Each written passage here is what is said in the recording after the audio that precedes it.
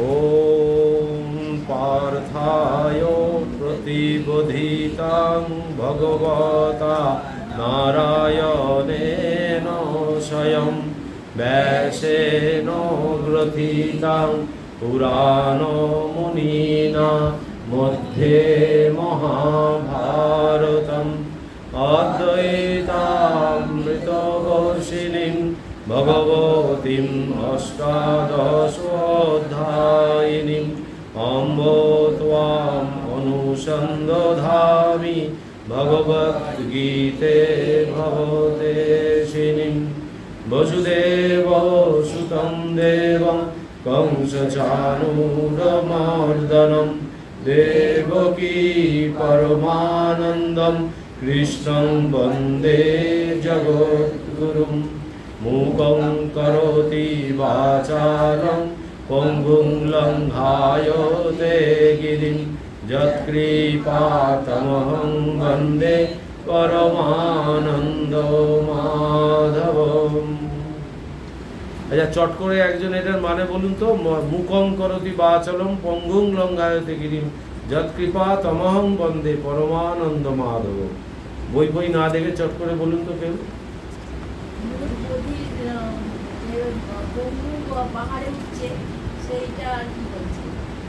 হ্যাঁ,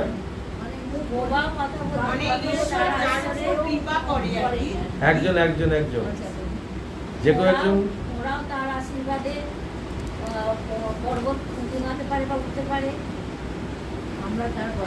গুছিয়ে বলতে হবে। মুখং করতি বাচালম মানে যে মুখ, যে বধির, সে তার কৃপায় কথা বলে।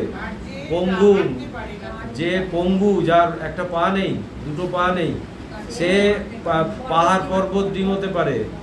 আর ওইটাই বলছে যৎ কৃপা তমহং বন্দে, যদি কারোর উপর কৃপা থাকে, হ্যাঁ, তাহলে তার মতো আর আনন্দ বা আর কিছু নেই।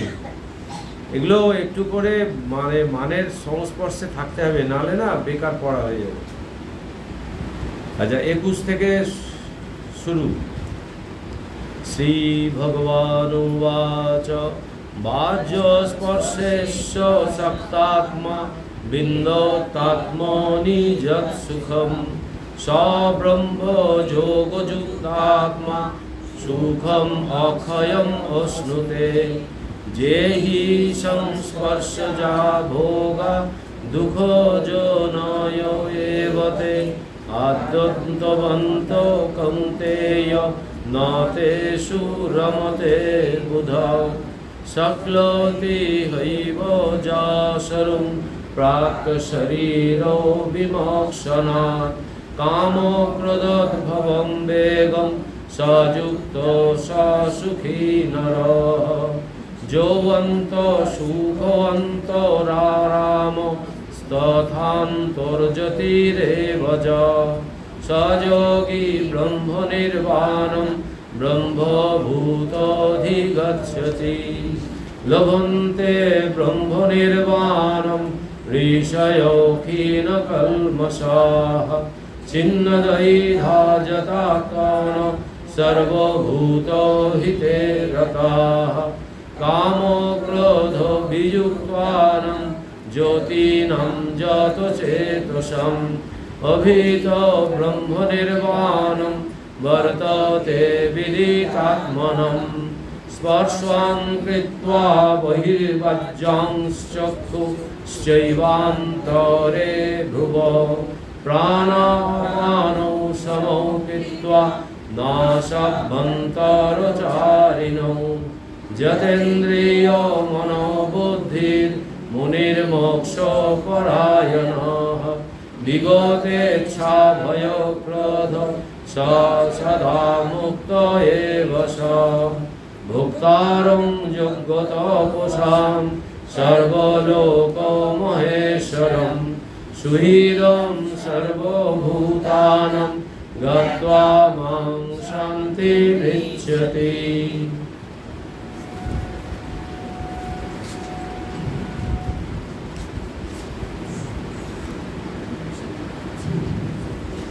শান্তি মৃচ্ছতি মানে শান্তি লাভ করে না। আচ্ছা, এই অধ্যায়টার প্রথমে শুরু হয়েছিল, একটু মনে করে দেখুন, ওই কর্মসন্ন্যাসের কথা বলেছিল, যে কর্মের ফল এর প্রতি আসক্তি ত্যাগ বা কর্মসন্ন্যাস, না ফল আর ফল ত্যাগ, কোনটা? মানে কর্ম থেকে বিরত হওয়া না কর্মের ফল থেকে বিরত? এইটাই প্রথম, হ্যাঁ, প্রথম ছিল এইটা অর্জুনের জিজ্ঞাস্য। তার উত্তরে ভগবান তাকে ধীরে ধীরে সেই জ্ঞানটা দিয়ে লাস্টে গিয়ে এই কি করে এই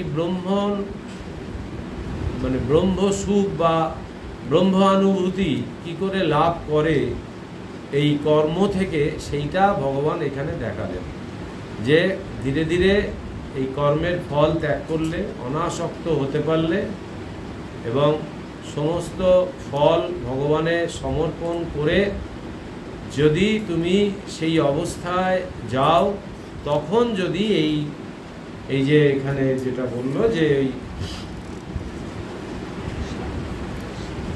এই স্পর্শাঙ্কিতা বহির্বাহ্যাংশ, যে এই সমস্ত এ থেকে মনকে ভেতরে ইয়ে করে এই প্রাণ অপান বায়ুতে এ করে যদি সেইভাবে যোগী যদি সেই এতে মানে ধ্যানযুক্ত অবস্থায় যদি এ হয়, তখন সে ধীরে ধীরে ওই ব্রহ্ম নির্বাণের পথে সে যায়। এখন এইটা যেতে গেলে এটা কিন্তু দেখুন একটা অদ্ভুত ব্যাপার, সমগ্র গীতাটা যদি আমরা দেখি, সেখানে কোনো জায়গায় কি বলেছে যে তুমি ভগবানের পুজো করো, ধূপ নাড়াও, মোমবাতি দাও, ফুল দাও, বেলপাতা দাও? কোনো জায়গায় কি বলেছে? বলেনি। এইটাই স্বামীজি এই ভারতবর্ষকে যখন স্বামীজি খুব ভালো করে চিনল, যে ঠাকুরের কাজটা কিভাবে করতে হবে, এই করতে গিয়ে ভারতবর্ষকে সে দুবার পরপর ভারতবর্ষের এই পরিব্রাজক জীবন যাপন করলো। ভারতবর্ষের প্রতিটা মানে দরিদ্রের কুটির থেকে রাজার রাজপ্রাসাদ, সমস্ত জায়গায় স্বামীজি অবস্থান করলো, একদিন দুদিন 3 দিন করে অবস্থান করলো, করে মানুষের প্রকৃত যে সত্তা এবং মানুষের যে প্রকৃত অবস্থা, প্রতিটা মানুষের সঙ্গে মেলামেশা করলো। এই ধর্ম হচ্ছে এই জায়গায়। এইখানে অর্জুনকে ভগবান বারবার কিন্তু বলছে যে কর্ম করো, নিজের স্বধর্ম পালন করো, যুদ্ধ করো, তোমার যেটা কর্তব্য সেইটা করো। অর্জুনকে এক জায়গাতেও বলেনি যে তুমি বনে জঙ্গলে চলে যাও, গিয়ে তুমি ভগবানের চিন্তা করো, বলেনি যে ঠাকুর ঘরে বসে তুমি পুজো আচ্ছাদি করো, এইসব বলেনি। এইগুলো কেন বলেনি? এইগুলো হচ্ছে একেবারে ঠাকুর বলেছে যে এগুলো একবারে প্রবর্তক যারা, ওগুলো হচ্ছে তাদের কাজ। মানে ওই ভগবানের সঙ্গে একটা সম্পর্ক পাতানো দরকার, তাই একটা সম্পর্ক পাতিয়ে আমি করছি। কিন্তু উচ্চতর অবস্থায় যখন আমরা যাব, তখন কিন্তু এইগুলো তখন আর তার কাজ নয়। মানে ঠাকুর 4টে স্টেজ দেখিয়েছে, প্রবর্তক, সাধক, তারপরে হচ্ছে সিদ্ধ, তারপরে হচ্ছে সিদ্ধের সিদ্ধ। এখন আমাদের সাধক হতে হবে। সাধক ওই প্রবর্তক থেকে আমাদের উঠতে হবে। প্রবর্তক মানে হচ্ছে কিছু আচার অনুষ্ঠান, সেই আচার অনুষ্ঠানের বাইরে যেতে হবে। এইটাই এইখানে এই সন্ন্যাস যোগে কিন্তু এইটাই আরো মানে এর আগের যেগুলো পরিষ্কার কর্ম এইসব নিয়ে বলেছে, এইখানে কিন্তু বলছে যে কর্ম করো, কিন্তু কর্মের ফলটা তোমাকে ভগবানের সমর্পণ করতে হবে। আর ওই ফল নিয়ে তুমি ওই আসক্ত হলে হবে না, যে এটা করলে আমার কতটা পুণ্য হবে, কতটা পাপ হবে, এটা করা উচিত কিনা, এটা করব কিনা, এই চিন্তাতেই যদি তুমি থাকো, তাহলে তোমার ধর্ম আর তোমার দ্বারা করা হবে না। ধর্ম মানে হচ্ছে একটা মানে এক কথায় বলা যায় যে একটা নীতিপূর্ণ জীবন। ধর্ম মানে হচ্ছে নিয়ম, নীতি, নিষ্ঠা, এইগুলো হচ্ছে ধর্ম। ধর্ম মানে ওই আচার অনুষ্ঠান নয়। এইখানে এসে শেষে গিয়ে ভগবান এইখানে এই কথাটাই বলছেন যে এই 25 নম্বর শ্লোক থেকে এই জায়গাটায় নিয়ে যাচ্ছে যে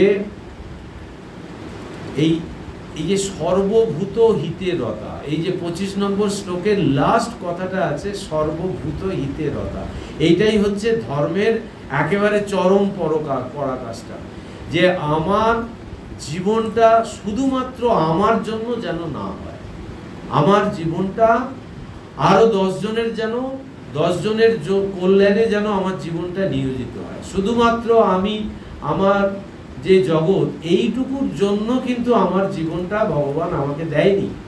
আমার জীবনের উদ্দেশ্য অনেক বড়, অনেক মহৎ। আমি যত এই পরার্থে যাব তত দেখতে পাবো বিশাল একটা জগৎ আমার সামনে অপেক্ষা করছে। এইটাই হচ্ছে ধর্মের একটা সুন্দর একটা দিক তো বটেই, এবং এটাই হচ্ছে ধর্ম। ধর্ম মানে ওইগুলো নয়। এই জন্য এখানে এই 25 নম্বর শ্লোক থেকে 29 নম্বর শ্লোকে গিয়ে ভগবান এই ব্রহ্ম নির্বাণের জায়গায় নিয়ে গেল। এইখানে বলছে যে লভন্তে ব্রহ্ম নির্বাণম ঋষয় ক্ষীণ কলমসা ছিন্ন দৈধা যথার্থন সর্বভূত হিতেরতা। বলছে যে নির্দোষ, সংশয় রহিত, জিতেন্দ্রীয় ও সর্বজীবের কল্যাণে নিরত হয়ে ঋষিরা ব্রহ্ম নির্বাণ বা মোক্ষ লাভ করেন। দেখেছেন তো, এখানে বলেনি যে ওই একা একা গিয়ে বসে জপ ধ্যান আর ওই ফুল বেলপাতা দিয়ে ভগবানের চরণে নিজে নিজে ব্রহ্মজ্ঞান লাভ করেন বলেন। এখানে দেখুন, এখানে বলছে যে নিজের আত্মসংযমটা আগে লাভ করো, করে তারপরে তোমার জীবনটাকে তুমি সর্বজীবের কল্যাণে নিয়োজিত করো। এইটাই জায়গাটা। কারণ আমরা না বড় মানে কি বলবো, খুব মানে ওই স্বার্থপর জীবন তো বটেই, খুব একটা মানে একটা গণ্ডির মধ্যে আমরা ঘোরাফেরা করি।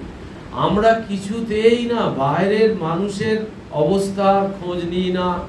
এবং ঠাকুর দেখবেন কথামৃতে বলেছে যে ওই তোমাদের ওই পরার্থে জীবন মানে হচ্ছে, ঠিক আমি ভাষাটা মনে পড়ছে না, বলছে ওই যে পাশের বাড়ির লোক খেতে পারছে না আর নিজের বাড়ির এতে মেয়ের বিয়েতে বা ছেলের বিয়েতে লক্ষ লক্ষ টাকা খরচ করছে, অথচ পাশের বাড়ির বা তোমার পাশের এর লোক খেতে পাচ্ছে না, ওষুধ নেই, এ নেই। এই স্বামীজি এইটাই দেখিয়েছে। এবং আমরা এই গীতা পড়তে গিয়ে আমাদের কিন্তু এইগুলো ধরতে হবে জায়গাগুলো, যে সর্বজীবের কল্যাণে মানে সর্বহিত হিতেরতা, সেই হচ্ছে আসল। এইখানে মহারাজের যে ব্যাখ্যাটা বলছে সকল জীবের কল্যাণ ও সুখে যার আগ্রহ, বুঝতে পারছেন? সকল জীবের কল্যাণ ও সুখে যার আগ্রহ, কি অপূর্ব ভাব। যখন আপনার অন্তরলোক এইসব মহৎ গুণে সমৃদ্ধ হয়, তখন আপনার সমস্ত শক্তি অন্যের কল্যাণেই নিয়োজিত হয়, অন্যকে সুখী করার কাজেই ব্যয়িত হয়। কি করে মহাত্মা গান্ধী মহাত্মা হলেন, তার উত্তর এই, তিনি তার সমস্ত শক্তি লক্ষ লক্ষ মানুষের মুখে হাসি ফোটাতে উজাড় করে দিয়েছিলেন। মহাত্মা গান্ধী তো ব্যারিস্টার হয়ে এলেন বাইরে থেকে, তাই না? ব্যারিস্টার হয়ে একটা মানে মহাত্মা গান্ধীর একদম যৌবন বয়সের ছবি দেখবেন, কি সুন্দর দেখতে, একদম কোট প্যান্ট পরায়। তারপরে সে ওই 8 হাতির ধুতি ধরে নিল। কেন? কিসের জন্য? পুরো ত্যাগ করে দিল। সে তখন বুঝতে পারলো, এই গীতার বাক্য বুঝতে পারলো কার মাধ্যম দিয়ে বলুন তো? স্বামীজির মাধ্যমে। এই স্বামীজিকে যখন এই মহাত্মা গান্ধী তার এই কমপ্লিট ওয়ার্কস পড়লো, তখন বুঝতে পারলো প্রকৃত কাজটা কি। এই জায়গাটাই হচ্ছে ধরতে পারাটা হচ্ছে ঈশ্বরের কৃপা। এটা আমরা যতক্ষণ না ধরতে পারবো, ততক্ষণ ধর্মের সূক্ষ্ম দিকটা আমরা কিছুতেই যেতে পারবো না। ওই বাইরের বাহ্যিক জিনিসগুলো নিয়ে আমরা নাড়াচাড়া করবো, কিন্তু সমস্ত আনন্দটা ঢুকে আছে ওইটুকুর মধ্যে। এইখানে বলছে যে আজ ভারতীয়দের মধ্যে যদি সামান্যভাবেও এই ভাব জাগে, তাহলে কি অশেষ কল্যাণী না হবে? সেক্ষেত্রে একজন প্রশাসক নিজের উদ্দেশ্যেই বলবেন, লক্ষ লক্ষ মানুষ অনাহারে আছে, আমি তাদের সেবা করব। নানাভাবে গ্রামের মানুষদের দেখাশোনা করবার জন্য সরকার আমাকে নিযুক্ত করেছে, আমি তাদের মুখে হাসি ফোটাবো। কিন্তু এই কথা তিনি তখনই বলতে পারবেন বা কাজে পরিণত করতে পারবেন যখন আধ্যাত্মিক দিক থেকে তার কিছুটা উন্নতি হবে। এই আধ্যাত্মিকতা কিছুটা বৃদ্ধি পেলে তবেই আমাদের উন্নয়ন পরিকল্পনাগুলো সফল হবে। কেন বলুন তো?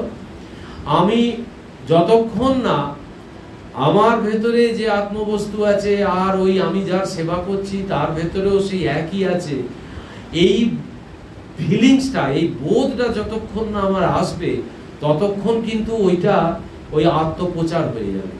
ওই লোকের সেবা করতে যাওয়া মানে আমি ওই ক্যামেরায় মোবাইলে ছবি তুলে আর ফেসবুকে পাঠাবো, নয়তো প্রচার করবো চারিদিকে। আর যেই আমি বুঝতে পারবো যে না আমি একটা ঈশ্বরেরই সেবা করছি আর সেইটা আমার ভেতরে যে আছে তার ভেতরেও তাই আছে একই, তাতে আর আমাদের কোনো প্রভেদ নেই, এই বোধটা আসবে ওই আধ্যাত্মিক জীবন যাপন করার জন্য, তখনই তার সেবাটা ঠিক হবে।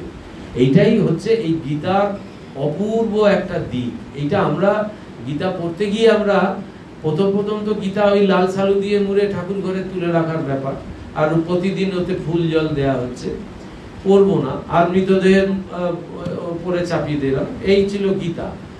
এখন এই স্বামীজি বা আরো যারা পরবর্তীকালে এই আমাদের মঠ মিশনে এসছেন, তারা এইগুলোকে মানুষের ভেতরে নিয়ে যাচ্ছেন। এখন গীতা দৈনন্দিন জীবনে পড়বার জিনিস অনেকের কাছে। এবারে গীতার ভেতরে যখন গীতা ভগবান যখন কৃপা করে তখন এই গীতার সার মর্মগুলো আমাদের বুঝতে সাহায্য করে। এই যখনই এইটাকে নিয়ে আমরা বেশি নাড়াচাড়া করব তখনই দেখবেন এর ভেতরের ওই এটা আসল বস্তুটা কিন্তু আমাদের সামনে ধরা দেবে। এইখানেই এইটা হচ্ছে গীতার একটা মানে ইউনিকনেস। লাস মহারাজ এখানে একটা সুন্দর করে বলছেন যে মানুষের অন্তর্নিহিত শক্তির স্রোত দুটি ধারায় প্রবাহিত, একটি প্রবাহ ঈশ্বরমুখী, অন্যটি মানবমুখী। যারা সর্বভূতের কল্যাণে অর্থাৎ লোক কল্যাণে রত আছেন তাদের হৃদয়ের শক্তি প্রথমে ঈশ্বর অভিমুখী হয়েছিল বলেই পরবর্তীকালে সেই শক্তি প্রবাহই আবার মানবমুখী হতে পেরেছে। গীতা শক্তির দুটি ধারাকেই সমন্বিত করেছেন এবং বলতে চাইছেন ঈশ্বরমুখী শক্তিকেই মানবমুখী করে মানব সমাজের কাছে আশীর্বাদ স্বরূপ হয়ে যাও। ঈশ্বরকে কোথায় খুঁজবে? স্বামীজি যে বলছে যে বহুরূপে সম্মুখে তোমার ছাড়ি কোথা খুঁজিছ ঈশ্বর, জীবে প্রেম করে যেই জন সেই জন সেবিছে ঈশ্বর। এইটাই তো আসল জায়গা, তুমি কোথায় খুঁজছো তাকে? জীবন্ত ঈশ্বর তো তোমার চারপাশে ঘুরছে, তার কল্যাণে তুমি রত হও। এইটাই হচ্ছে ধর্ম, প্রকৃত ধর্ম এটাই। আর আমরা ওইটাকেই আগে অ্যাভয়েড করি। ওই জন্য বলছে সর্বভূত হিতেরতা তত্ত্বটির তাৎপর্য হলো এই, তারা জাতি ধর্ম লিঙ্গ নির্বিশেষে সর্বজীবের কল্যাণ ও সুখের জন্য তথা লোক কল্যাণ নিমিত্ত কর্ম করতে আগ্রহী। ভগবান এই যে বড় বড় মন্দিরগুলো করেছে, এই যে ধরুন তিরুপতি, পুরী, এই যে বিশাল একটা ইন্ডাস্ট্রিকেও হার মানাবে, তাই না? এ তো কে তৈরি করলো? মানুষ, ভগবান তৈরি করলো। কার জন্য করলো? এই ওখানে ওই দেখুন কত মানুষ, গরিব মানুষ এসে ওই যে আমাদের পুরীতে যে আনন্দবাজার যেটা আছে ওখানে এসে কত মানুষ খাচ্ছে। এবারের উদ্বোধন করবেন, মা গিয়ে যোগিন মা, গোলাপ মা সবাইকে নিয়ে ওখানে আনন্দবাজারে বসেছে, বসে সমস্ত প্রসাদ জগন্নাথের নিয়ে এসে সব কলা পাতা বিছিয়ে ঢেলেছে, সবগুলো ঢেলেছে, ঢেলে মেখে মা সবাইকে মুখে একটু একটু করে দিচ্ছে। আনন্দবাজারে খাওয়ার ওইটাই হচ্ছে নিয়ম। আবার মায়ের মুখে সবাই একটু একটু করে দিচ্ছে। কেন করেছে ভগবান? এই গরিব মানুষ ওখানে গিয়ে এই আহার পাবে। এবং এই তিরুপতির মন্দিরে এই দেখুন কত মানুষ ওখানে দান করছে, খাওয়াচ্ছে। কিন্তু যতক্ষণ না মানুষ এই গরিবের, অ্যাকচুয়ালি ব্যাপারটা হচ্ছে আমি গরিবের সাহায্য করছি কার জন্য? আমার নিজের জন্য। কিন্তু ভগবান কিন্তু এগুলো সৃষ্টি করেছে এই জন্যই, কিন্তু আমরা বুঝতে পারছি না। আমাদেরকে এই জায়গাটা ধরতে হবে যে ওকে সৃষ্টি করেছে আমার উপকারের জন্য। আমি কিছুটি ওর করার আমার ক্ষমতাই নেই, কিন্তু আমি যদি ওকে একটু ওই শিবজ্ঞানে যদি একটু সেবা করতে পারি তাহলে আমার ভেতরটা আনন্দে ভরপুর হয়ে যাবে। এইটার জন্যই এইগুলো তৈরি করেছে। তারপরে এই 26-এ যেটা বলেছে কাম ক্রোধ বিযুক্ত আনাং জ্যোতিনাং যত চেতসাম অভিত ব্রহ্ম নির্বাণম বর্ততে বিদিত আত্মনম। বলছে কাম ক্রোধ বিমুক্ত সুসংযত চিত্ত আত্মজ্ঞানী জ্যোতিরা ইহলোক ও পরলোকে পূর্ণ মুক্তি লাভ করেন। এটা তো বটেই, কারণ ওই দুটোই হচ্ছে আমাদের সংসারের সব থেকে বড় মানে চঞ্চলদায়ক বস্তু আর কি, মানে মনকে সবসময় চঞ্চল করছে ওই কাম আর ক্রোধ। এই দুটো থেকে যখন আমরা মুক্ত হতে পারবো তখনই আমাদের এই চিত্ত সংযত হবে এবং আমরা আত্মজ্ঞান লাভে সফল হতে পারবো। তো এখানে মহারাজ বলছেন যে আপনার যদি এরকম অবস্থা হয় তাহলে একলাই থাকুন অথবা অন্যের সঙ্গেই থাকুন, ধ্যানই করুন অথবা কাজই করুন, সর্বদাই আপনি ব্রহ্মের মধ্যে ডুবে রয়েছেন। অভিত ব্রহ্ম নির্বাণ বর্ততে বিদিতাত্মনম। এই যে আমাদের বলছে না যে জপ বা ঠাকুর ঘরে বসে পড়ছো, ঠিক আছে, একটা নিয়ম নিষ্ঠা রাখতে হবে, জপের নিয়ম আছে, একটা নির্দিষ্ট সময়, সেই সময়টাই প্রত্যেক দিন আমাকে বসতে হবে। ওই সময়ের আজকে 5টায় বসলাম, কালকে 6টায় বসলাম, পরশু দিন 4টায় বসলাম, ওরকম নয়, একটা নির্দিষ্ট টাইমে আমাকে বসতে হবে। এইটাই হচ্ছে নিষ্ঠা। আর নির্দিষ্ট সময়ে বসে, নির্দিষ্ট আসনে বসে, নির্দিষ্ট জায়গায় বসে এই জপ করতে হবে, এটা জপের নিয়ম। এবার মহারাজরা দেখুন সবাই বলছে যে ওই টাইমটা দিনে 2বার 3বার যারা করতে পারছে করুন, কিন্তু কাজের মধ্যে এই জপটা করতে হবে। এইটাই ব্রহ্মচিন্তা, এটাই আমাদের সাধনা, এটাই আমাদের তপস্যা, যে আমি আছি কিন্তু সব সময় ঈশ্বরের সঙ্গে যুক্ত হয়ে আছি। বলছে এই কারণেই তিনি সকলের কল্যাণ ও সুখের জন্য কাজ করে যেতে পারেন। গীতা আমাদের সামনে কর্মের এই মহান আদর্শটি তুলে ধরছেন, সকলের হিতের জন্য, সকলের সুখের জন্য কর্ম করো। জবটা যে আমি করছি সেটা আমার চিত্তশুদ্ধি অটোমেটিক হবে, ওটা হতে বাধ্য, ওটা হবেই হবে, কিন্তু ওই চিন্তাটা ছেড়ে দিয়ে যেন আমি জব করি। আমি জব করছি কেন না জগতের মঙ্গলের জন্য, তাহলে আর আমার নিজের ওই ফল কামনাটা চলে যাবে, আসক্তিটা আসবে না। এইটাই হচ্ছে ম্যাজিক, এটাই রহস্য। এই জন্যই এখানে বললো যে যে সদা সর্বদা ব্রহ্ম চিন্তা করছে, যে সব সময় এই ব্রহ্ম চিন্তায় যে বিভোর হয়ে আছে, যে তার সে তো হবেই, সে তো সবসময় যে ব্রহ্ম চিন্তা নিয়ে আছে, সে তো ওই বিদিতাত্মনম বর্ততে বিদিতাত্মনম, বলছে তিনি তো নিজের মধ্যেই নিজেকে এ করে পারছে, অনুভব করছে সদা সর্বদা। তা আমাদেরও ওই জবটা ওই জন্য বলে যে কাজের মধ্যে সবসময় জব চালিয়ে যেতে। ভুলে গেছে, অনেকক্ষণ ছেদ পড়ে গেছে, আবার দেখবেন এইটা না একটা এমন একটা ব্যাপার, এটা যেদিন থেকে প্র্যাকটিস শুরু করবেন দেখবেন হঠাৎ করে মনে পড়ে যাবে, এই রে অনেকক্ষণ তো জব করিনি। দেখবেন এটা যারাই করবেন তাদেরই এটা মনে আসবে, এবং আবার অনেকক্ষণ চলবে, চলতে চলতে আবার মনে অন্য চিন্তা এসে ওটাকে সরিয়ে দেবে, আবার কিছুক্ষণ পরে হুঁশ আসবে, আবার করতে আরম্ভ করবে। ও যারা করেছে তারা এটা খুব ভালো জানে। এইবার আপনি যদি খাতায় লিখে রাখেন যে কতক্ষণ ছেদ পড়েছে, একটা কাগজ পেন দিয়ে, দেখবেন ওই ছেদের টাইমটা দেখবেন কমতে আরম্ভ করেছে। আজকে যদি 10 বার ছেদ পড়ে, কালকে দেখবেন ওটা 8 বার ছেদ পড়েছে। এ এমন, মানে ভগবান কৃপা করবে তো, তার নাম করলে তিনি কৃপা করবেন তো, তিনি কৃপা করলে আর কিছু লাগবে না। এইটাই হচ্ছে ম্যাজিক, যে আমাদের ওই জায়গা প্রাপ্ত হতে গেলে এই গীতা আমরা পড়তে গিয়ে আমাদের অনেক সময় ভয় লেগে যায়। কেন ভয় লাগে? এই আত্মা ব্রহ্ম এসব কি আমাদের জন্য নাকি, আমরা কি পারবো নাকি? তা নয়, আমাদেরকে আমাদের মতো করে যে আমরা আছি সেই জায়গা থেকে আমাদের উঠতে হবে। এইটাই হচ্ছে ধর্মের কাজ। ধর্ম কখনো বলছে না যে তুমি একবারে আগে টাওয়ারে ওঠো, উঠে তারপরে এইসব করো। ধর্ম বলছে যে যেখানে আছে তাকে সেখান থেকে উঠতে হবে। এটা একটা বিরাট একটা সুযোগ জীবনের। তারপরে ধ্যানের কথা বললো, এই যতেন্দ্রীয় মনোবুদ্ধির মুনির মোক্ষ পরায়ণ বিগতেচ্ছা ভয়প্রদ য সদা মুক্ত এবস। এইখানে আর বিশেষ কিছু মানে ব্যবহারিক জগতের সঙ্গে আর কিছু বলার নেই। একটাই কথা এখানে মহারাজ বলছেন যে ধ্যান হচ্ছে একটা বিশেষ অবস্থা, ধ্যান করো, ধ্যানই সর্বোচ্চ সাধনা। আধ্যাত্মিক জীবনের একেবারে কাছাকাছি আসা যখন মন থাকে ধ্যানস্থ, আমাদের প্রাত্যহিক জীবনের এই এমন এক বিশেষ মুহূর্ত যখন আমরা কোনোভাবেই ঐহিক বস্তু জগতের সীমানার মধ্যে আবদ্ধ থাকি না। আত্মা তখন একেবারেই আত্মগত, সব রকমের জড়ত্ব থেকে মুক্ত। আত্মার সঙ্গে এই এক অভাবনীয় সান্নিধ্যের অনুভূতি। এই যেটা এই উদ্বোধনের ওই একটা প্যারা খালি পড়লো, ওটাই হচ্ছে এটার উত্তর। আমরা জড়িয়ে যাই। আমরা ধ্যানটাকে ভাবি একটা খুব কঠিন জিনিস, বিরাট একটা শক্ত ব্যাপার, সাধনা। তা নয়। আমাদের বাহ্যিক যে মনটা যে বাহ্যিক জগতে ঘোরাফেরা করছে, ওইটা ঘোরাফেরা কেন করছে?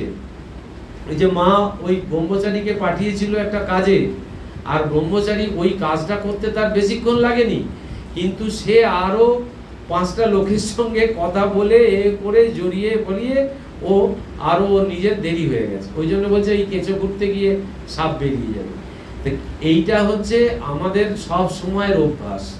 আমরা একটুখানি একটা দুটো কথা বললে কাজ মিটে যাবে, কিন্তু আমরা এত কথা বলে ফেলি। এই গন্ডগোলটি এখানেই হওয়ার জন্য আমাদের মন সব সময় বিক্ষিপ্ত হয়।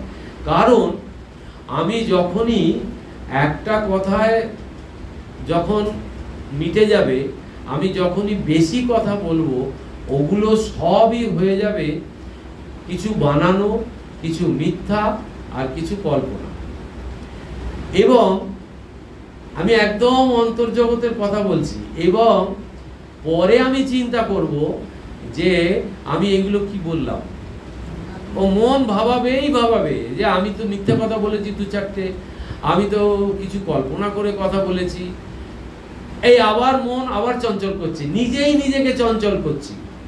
ওই জন্যে একদম অল্প কথার মধ্যে সবকিছু সারতে হবে, অল্প সময়ের মধ্যে সারতে হবে। তাহলে আমাকে কিন্তু ওই সবসময় ছুটে ছুটে ঠাকুর ঘরে গিয়ে ধ্যানে বসতে হবে না। আমি কিন্তু আমার কাজের মধ্যেই ধ্যানে থাকবো। আমি যদি যে কাজটা করছি সেই কাজটায় পুরো মনটা লাগিয়ে যদি করি, তাহলে তো আমি ধ্যানেই আছি। মনকে একটা জায়গায় নিবিষ্ট করাটাই হচ্ছে ধ্যান। এইখানে গীতায় এই শিক্ষাই আমাদের দিচ্ছে বারবার। আর শেষকালে গিয়ে 29 নম্বর শ্লোকটা হচ্ছে একদম সর্বশ্রেষ্ঠ শ্লোক। বলছে যে ভোক্তারম যজ্ঞ তপসাম সর্বলোক ও মহেশ্বরম সুহৃদম সর্বভূতানাম জ্ঞাত্বা মাং শান্তি মৃচ্ছতি। আমাকে যজ্ঞ ও তপস্যার ফলদানের কর্তা ও ফল ভোক্তা, সর্বলোকের মহেশ্বর ও সর্বজীবের সুহৃদ বলে যিনি জানেন, তিনি শান্তি লাভ করেন। বুঝতে পারছেন? কে জানেন বলুন তো? যার আমি করছি ভাব নেই। যে কোনো কাজ বড় হোক ছোট হোক, যে এইটা জানে, একবার যদি এইটা বোধ করে যে এটা আমাকে এই কাজটা দিয়েছে, এই কাজটা আমাকে যথাযথভাবে তার কাজ জেনে আমাকে করতে হবে, তাতে আমার কিন্তু কোনো সুখ দুঃখ কোনো বোধ থাকবে না, সদা আনন্দময় থাকবে। কিন্তু আমরা ভাবি এটা আমি করছি, আমি না হলে হবে না।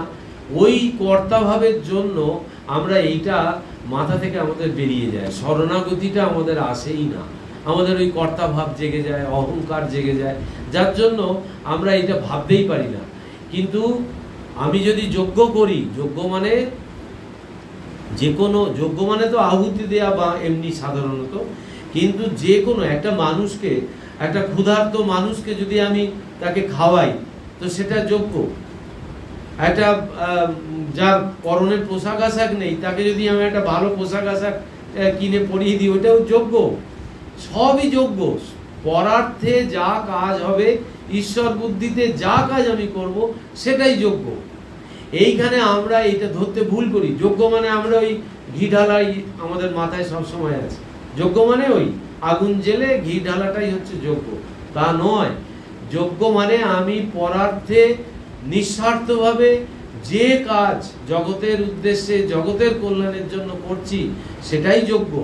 আর সেইটা যদি আমি এই বুদ্ধিতে করি যে ঈশ্বর আমাকে সুযোগ করে দিয়েছেন এই কাজ করার। স্বামীজি বলছে তুমি আগে তার কাছে নতজানু হও, যে তুমি তার প্রতি কৃতজ্ঞ হও যে তোমাকে এই সুযোগটা দিয়েছে দান করার। এই যাকে দান করছি আর কি, যে আর কি দুস্থ, পীড়িত, অজ্ঞান, যাকে আমি দান করছি, সেই বলছে তার প্রতি তুমি নতজানু হও, তার প্রতি কৃতজ্ঞ হও এবং ঈশ্বরকে তুমি ধন্যবাদ দাও যে তাকে পাঠিয়েছে, যে এই সুযোগটা আমাকে দেওয়ার জন্য। এই সুযোগ তো সবাই পায় না, কিন্তু যে পায় সে ওই প্রচার করতে ব্যস্ত হয়ে যায়, পরবর্তীকালে আর পায় না। ওই জন্য আগে এই জ্ঞানগুলো আগে অর্জন করতে হবে, করে ঠিক ঠিক বুদ্ধি নিয়ে কাজ করতে হবে। সেই জন্য এখানে লাস্ট শেষকালে একদম এই তপস্যা এবং ফলদানের কর্তা, মানে যজ্ঞ আর তপস্যা, এই দুটোর যে কর্তা ও ফল ভোক্তা, সর্বলোকের মহেশ্বর ও সর্বজীবের সহিত বলে যিনি জানেন, তিনি শান্তি লাভ করেন। বলে সমস্ত কিছুর মূলেই হচ্ছে সেই ভগবান, এবং তিনি আমাকে এই সমস্ত করার সুযোগ দিচ্ছেন, এবং তিনি আছেন বলেই আমি এই সমস্ত কিছু করতে পারছি, তার কৃপায়। এইটা তার কাছে আমাকে সদা সর্বদা শরণাগত হয়ে থাকতে হবে। আমাদের মনুষ্য জীবনের শত দুর্বলতা সত্ত্বেও যদি আমার প্রবল বিশ্বাস থাকে যে এই বিশ্বের পশ্চাতে এক অনন্ত সত্য আছেন, তিনি আমার পিছনেও আছেন এবং তিনিই আমার নিকটতম বন্ধু, আমার অন্তরাত্মা, আমাকে সাহায্য করতে সদা প্রস্তুত, তবে আমরা মানসিক অশান্তি থেকে মুক্ত থাকব ও শান্তি পাব। আমাদের কি হয়, আমাদের বেশিরভাগ সময় ওই অহংকারটা জেগে যায়, আর আমরা না বেশিরভাগ সময় অবলম্বনহীন হয়ে পড়ি, যে যেন আমার কেউ নেই, আমার মানে কাউকে আমার এই দুঃখের কথা বলার নেই, কাউকে এই দুঃখ আমি যে জানিয়ে একটু শান্তি পাবো এটাও যেন আমার কেউ নেই। এই রকম বোধ থেকে আমাদের এই মানে নির্ভরতার জায়গাগুলো থাকে না। কিন্তু যখনই আমি জানবো যে তিনি হচ্ছেন একমাত্র আমার মানে ইষ্ট এবং আমার সুখে দুঃখের সঙ্গী, তাকে আমি সব কিছু বলতে পারি। দেখবেন একটা কোনো দুঃখ পেলে আমরা যদি ভগবানের কাছে গিয়ে দুঃখটা চোখের জল ফেলতে পারি, তার কিছুক্ষণ পরেই কিন্তু আমরা মানসিক যে স্টেজ সেটা পাল্টে যাবে, সঙ্গে সঙ্গে পাল্টে যাবে। অদ্ভুত ব্যাপার। তাহলে কি করে সেটা পাল্টায়? এই কনসেপ্ট এইখানে ভগবান দিচ্ছেন। তারপরে বলছে যে এতদিন পরিমাণগত উৎকর্ষই ছিল আধুনিক বৈজ্ঞানিক চিন্তা ও শিল্প সভ্যতার ধ্যান জ্ঞান। এখন পাশ্চাত্যের মনীষীরা গুণগত উৎকর্ষ লাভের প্রয়োজনীয়তার উপর গুরুত্ব দিচ্ছেন। আপনার জীবনের গুণগত মানটি কি? আপনি কি শান্তিতে আছেন? আপনি কি সুখী? আপনি কি অপরের সঙ্গে ঝগড়া বিবাদ মন কষাকষি না করে থাকতে পারছেন? জীবন সম্পর্কে এই গুণগত মানের প্রসঙ্গটি উত্তরোত্তর বেশি গুরুত্ব পাচ্ছে। বটেই তো, আমি যদি দীক্ষা নিয়ে, আমি যদি জপ ধ্যান করে, সাধুসঙ্গ করে, যা যা বলেছে সেই সমস্ত পালন করে আমি যদি সুখ না পাই, আনন্দ না পাই, তাহলে আমার কোনো জায়গায় ফল্ট আছে। এইটা হচ্ছে এই যে উৎকর্ষতা লাভের যে মাপকাঠি, প্যারামিটার, এইটা আমাকে বুঝতে হবে যে আমি কেন আনন্দ পাচ্ছি না, আমার কেন এই সমস্ত অভাব আসছে। এইখান থেকেই আমাকে ঘুরে দাঁড়াতে হবে। ওই জন্য বলছেন যে আপনার জীবনের গুণগত মানটি কি? আপনি কি শান্তিতে আছেন? আপনি কি সুখী? আপনি কি অপরের সঙ্গে ঝগড়া বিবাদ মন কষাকষি না করে থাকতে পারছেন? জীবন সম্পর্কে এই গুণগত মানের প্রসঙ্গটি উত্তরোত্তর বেশি গুরুত্ব পাচ্ছে। কিন্তু এই গুণগত দিকটি আসে কোত্থেকে? আসে জগতের পিছনে যে এক দিব্য সত্তা আছেন, এক সগুণ ঈশ্বর সত্তা বা দিব্য পুরুষ আছেন, এই বিশ্বাস থেকে।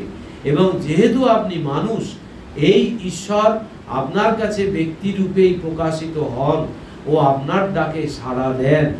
দর্শনে আমরা চরম সত্যের কথা বলি, কিন্তু আধ্যাত্মিক জীবনে বলি অন্তরঙ্গ সত্যের কথা। প্রথমটি পরম, শেষেরটি অন্তরঙ্গ। ভক্তির প্রভাবে পরম সত্য বা ব্রহ্ম আমাদের কাছে ভগবান হয়ে যান। মানে আমরা যখন এই জ্ঞানটা অর্জন করি তখন তো তিনি নিরাকার নির্গুণ, কিন্তু যখন আমরা দ্বৈত ভূমিতে থাকি তখন কিন্তু ঈশ্বর সগুণ। এই সগুণ ঈশ্বরকে নিয়েই আমাদের যা কিছু, মানে একদম দ্বৈত ভূমিতে যখন আমরা থাকছি, কিন্তু অদ্বৈত ভূমিতে যখন আমরা উঠব তখন আমি সেই হয়ে যাব। কিন্তু আমি সেই আমরা ভাবনাতে রাখতে পারি যে আমার ভেতরেই তিনি আছেন, অতএব আমি সে, কিন্তু আমি তো বোধ করছি না, আমি নিজেকে ভাবছি আমি সে। এটা ওই বুলি আওড়ানোর মতো, অনুভব করিনি। হ্যাঁ, না, এই কনসেপ্টটা রাখতে হবে। কিন্তু তিনি আমার অন্তরে আছেন, ঠিক আছে, কিন্তু দ্বৈত ভূমিতে ঈশ্বরকে আমার সবসময় মানে কি বলবো, বন্ধু, স্বামীজি বলছে বলো দিন রাত বলো তুমি আমার ইষ্ট, তুমি আমার ভগবান, তুমি আমার বন্ধু, তুমি আমার সখা, তুমি আমার স্বামী। মানে স্বামীজি যত রকম উপমা আছে সমস্ত উপমা ভগবানের ক্ষেত্রে দিয়ে বলছে যে তুমি আমার একমাত্র পরম ধন। দিবারাত্র বলছে এই প্রার্থনা করো। কেন? দ্বৈত ভূমিতে আমার একটা অবলম্বন চাই, এবং ওই দ্বৈত ভূমিতে ঈশ্বর আর ভক্ত, এটা একটা পারস্পরিক মেলবন্ধনে একটা সুন্দর জীবন তৈরি হয়, যে ঈশ্বর আছেন, আমি আছি, আমার আর কাউকে দরকার নেই, তিনি আমার একমাত্র আপনার জন। আমার যা কিছু ভেতরের দুঃখ কষ্ট, আমি কাউকে আমার বলার দরকার নেই, একমাত্র প্রতিকার করার একমাত্র হচ্ছে আমার ভেতরেই বসে আছেন, তো আমি তাকে জানালে সমস্ত প্রতিকার তিনি করবেন। কিন্তু আমাদের এই বিশ্বাসটা নেই, আমরা মানুষের উপর নির্ভর করি। সমস্যাটা হয়ে যাচ্ছে এইখানে। আমরা মানে হয় সমাজে, নয় আমার পরিবারের মধ্যে, নয় কারুর প্রতি হয়তো বিশ্বাস আছে, তাকে হয়তো আমার মনের কষ্ট দুঃখের কথা বললাম, আলটিমেট কিন্তু তাতে কোনো লাভ নেই। লাভ হচ্ছে এইখানে যে যে তিনিই সেই সূত্র যা সকল জীবকে ঐক্যবদ্ধ করে রেখেছে। সূত্রটিকে যত নিবিড়ভাবে স্পর্শ করবেন আপনি তত বেশি দৃঢ়, শক্তিশালী ও শান্তিতে ভরপুর হয়ে থাকবেন। মানে ওই যে সূত্রে মণিগণা ইব বলেছে না, ওই যে অনুপ জলটার গানেও আছে, দেখবেন ওই যে মেয়েগুলো পুঁথির মালা এই একটা ওই তারে গাঁথা থাকে, সুতো দিয়ে গাঁথা থাকে, তেমনি ওই এই ঈশ্বর যেন ওই যে সুতোটা, আর আমরা যেন ওই বিভিন্ন রঙের পুঁথি, বিভিন্ন পুঁথি দিয়ে উনি এইটা গেঁথেছেন। এবার ওই সুতোটার সঙ্গে যেন আমার সম্পর্কটা থাকে, না হলেই সুতো থেকে বিচ্ছিন্ন হয়ে গেলেই আমি সব থেকে বিচ্ছিন্ন হয়ে যাব। তো শান্তিটা এই ওই তাকে স্পর্শ করে থাকলে আমি শান্তি এবং আনন্দের অধিকারী হবই হব। তারপরে এখানে বলছেন যে এই পরম সত্যের উপর ভিত্তি করেই এই পঞ্চম অধ্যায় সাম্যভাবের আলোচনা করা হয়েছে। আমরা সকলেই সমান, ব্রহ্মে দুই নেই, আমরাও তাই এক। আমার ও আপনার মধ্যে সর্বোচ্চ ও সর্বনিম্নের মধ্যে ব্রহ্ম সমানভাবে বিরাজ করছেন। কোথাও তিনি বেশি আছেন বা কোথাও কম আছেন তা নয়, তিনি এমন একক যার ভগ্নাংশ হয় না। এই কারণেই মানুষের উন্নতি ও অগ্রগতির মহান আদর্শ হচ্ছে একত্ব, অর্থাৎ প্রতিটি জীবের মধ্যে একই ঈশ্বরের পূর্ণ রূপ দর্শন করা। এই হচ্ছে এই অধ্যায়ের সার কথা। আর বলা হলো যে আমরা সব এক, ইন্দ্রিয়ের রাজত্বেই যত কিছু পার্থক্য, কিন্তু হৃদয়ের গভীরে ডুব দিলে একত্বই আপনার চোখে পড়বে। ওই চেতনার মধ্যেই নিশিদিন বাস করুন। আমাদেরকে এই জায়গাটায় আসতে হবে, সাম্য ভাব। এই সমত্ব বুদ্ধি প্রতিষ্ঠা করার জন্যই ভগবান অর্জুনকে একের পর এক নানান রকম ভাবে, দেখুন প্রথম অধ্যায় থেকে প্রথম অধ্যায়টা বাদ দিন, দ্বিতীয় অধ্যায় থেকে পুরো 18 অধ্যায় অব্দি দেখুন, সব কর্মের কথাই বলা আছে, বিভিন্ন রকম ভাবে কর্ম করার কথা বলা আছে। কর্মটাই আমাদের সব। ওই যে ওই এ আছে না যে কর্মই হচ্ছে ধর্ম, এটাই হচ্ছে গীতার আসল জায়গা, যে আমাদের কর্মের মধ্যে দিয়ে আমাদের যেতে হবে। অতএব ভগবানকে ধরে আমাদের কর্ম করতে হবে। ওম নমো ভগবতে বাসুদেবায় গোবিন্দায় নমঃ। পরের দিনে আমরা ওই এটা করব।